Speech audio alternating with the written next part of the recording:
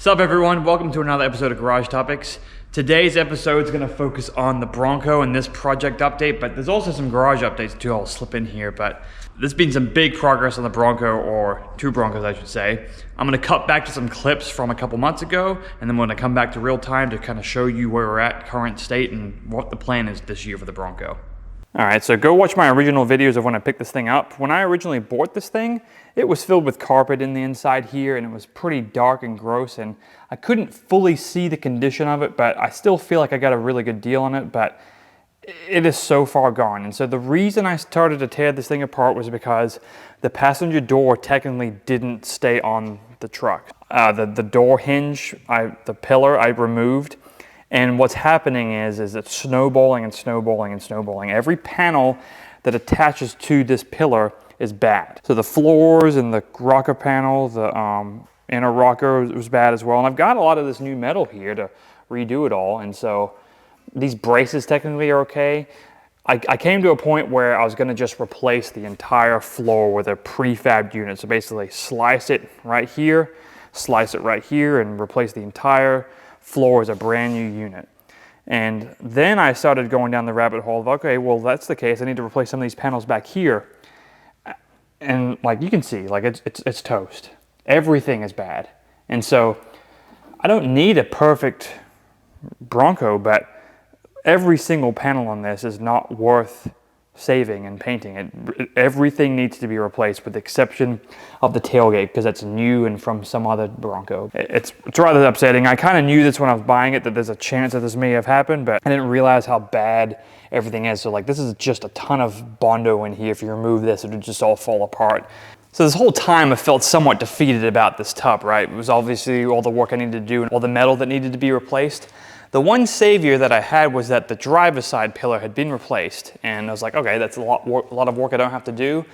Once I started looking at it, it was replaced terribly, to the point of nothing will ever align, and being quite frank, I don't think it's very safe. All right, just the fender was just literally hanging on, so you can see that this is being replaced, this is being replaced, and this whole pillar had been replaced. But as you'll see here, this is supposed to be spot welded into the, I guess the firewall slash floor. They were just bolts holding it in. And then down here, this is where it's all supposed to structurally tie from the inner rocker to the cross braces to everything to make it all tight. Literally just bolts holding it in, just two flimsy small bolts. And so I was removing these hoping to take the metal floor out so I could replace it with a new one, and then the entire firewall sank.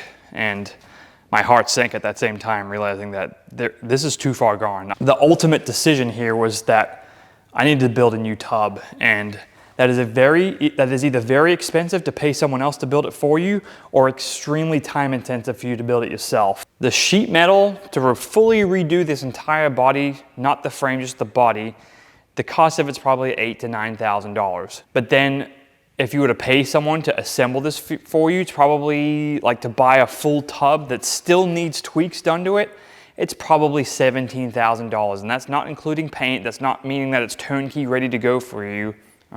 It's gonna need a lot of work. So that was kind of depressing. And then it made me realize exactly why these things are so expensive.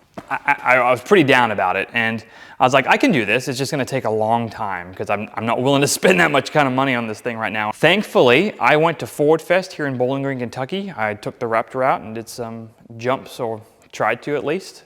And I met a guy named Matt who I've known online before, and he has a classic Bronco as well. We started talking, and he tells me that he has a Bronco body that needs a little bit of work, but he's thinking about selling it. And so I started asking a lot of questions, because obviously I am in need of a new body, both Bronco and maybe the abs on the old boys. So long story short, I've got a new tub, and the reason I've been so focused in on this video because it's right behind me, so let me show you. So here is my beautiful new tub, and this tub has actually a really cool story. So this tub is actually from a 1974 Ford Bronco Ranger. My red one was a 1973 Ford Bronco Ranger. Slightly different options. Mine has trim on the side. This one did not originally. So this tub has been fully sandblasted or media blasted.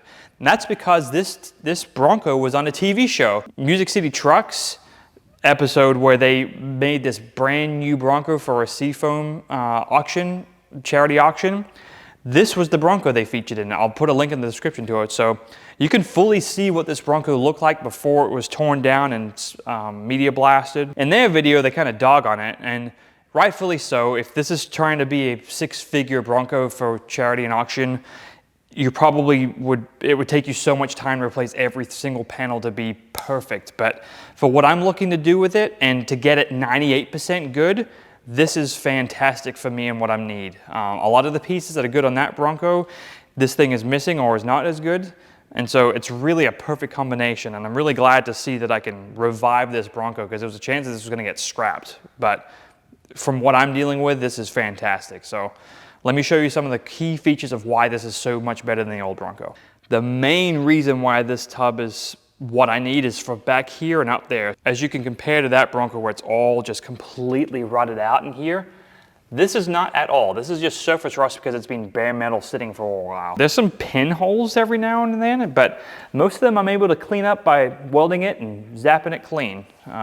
Very happy how structural this is. Super excited, but the main reason why this is so much better than that one is the structural integrity of the A-pillars. These are original A-pillars. The passenger side is worse than the driver's side. I'll show you here in a second, but this has been sandblasted. There are no holes here. There are a slight little bit of holes, I think right there, which is cosmetic. The structural integrity of this is solid. The back needs some love, but thankfully these are 2-piece, so I'm just gonna replace the back piece here. So the sandblaster exposed that there was some thinning right here. What we'll do is we'll cut this back section off with the spot welds, which I've already ground down. You can see them, just cut those out. Back section pops out. That will let us look on the inside too. And the inside probably has some scaly rust. We'll wire brush it all, get rid of it all, treat it so that it won't get worse at all. It'll be still solid, and then it'll be brand new. You'll never see it. And the factor of why I like this so much is that you can see how thick the metal is here where the hinge is gonna sit, both on the top and the bottom. Super solid, not going anywhere.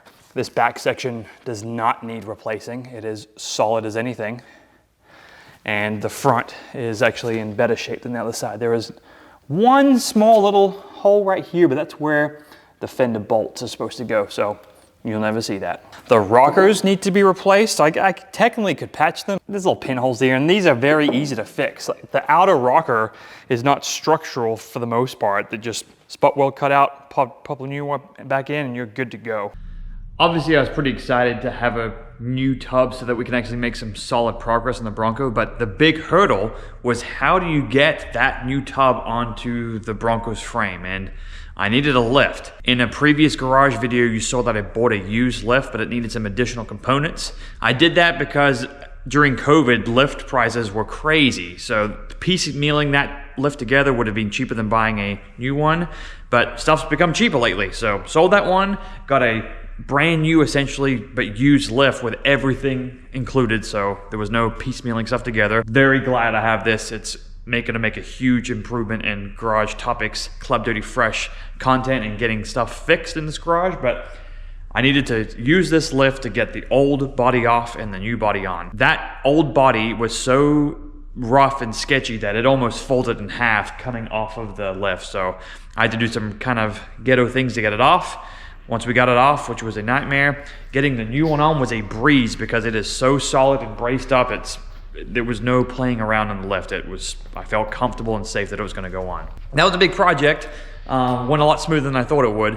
And now that I've got the new tub on the frame, that means that I can start to mock up pieces. Obviously, the frame is pretty gross still, but temporarily putting this body on, getting some of the metal work done to make sure it all aligns and will mount up to the body mounts, and then we'll lift it off and get the frame going. The current state, you have the Bronco's frame and the new tub sitting here, and then the old tub is kind of where it was on the previous video, but it is sitting on Harbor Freight furniture dollies, and it has been a mess trying to keep this thing not folding in half. The hard top is the only thing keeping this thing from just sandwiching together. There's a lot of pieces I need to rub off of it. Obviously the steering column and the nice steering wheel needs to stay. The dash is gonna stay. I'm actually gonna fix that, but Everything else is just gonna be have to chopped, and I'll make a video about that. But I've got a ton of patch panels in here of things that need to be fixed. I have done a little bit of work, but the rest of the work I'm gonna be sure I showcase in videos or at least updates. The first order of fixing is there was a significant rust and a dent on this passenger firewall. Thankfully these easily popped out, and I have the replacement panels. They're actually in there. They pop right in. Ironically, that old Bronco's tub is perfect here, so it's a great way to look at it and mock it up. In addition to that, these like kick panels were kind of all gunked up and bad.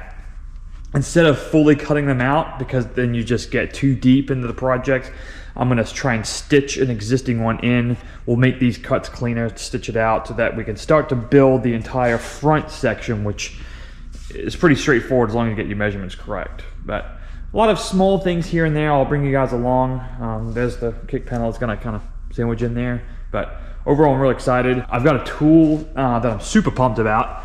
It is a plasma cutter from VEVOR. I'm gonna make a separate video about those guys. I consider VEVOR like the old school Harbor Freight. Stuff is very good pricing for what you get. And this rubber smells like Harbor Freight back in 2003. If you guys know what that smells like, you can smell it. But that's gonna make cutting out stuff from this Bronco super easy. Overall, super happy that I've got this new tub, lift, air tank, everything ready to go to make this new Bronco an actual running driving vehicle. So that's all I got for today. I just want to get you guys up to speed with this Bronco project, and we finally feel like I'm not digging a hole deeper and deeper and deeper and having no end in sight.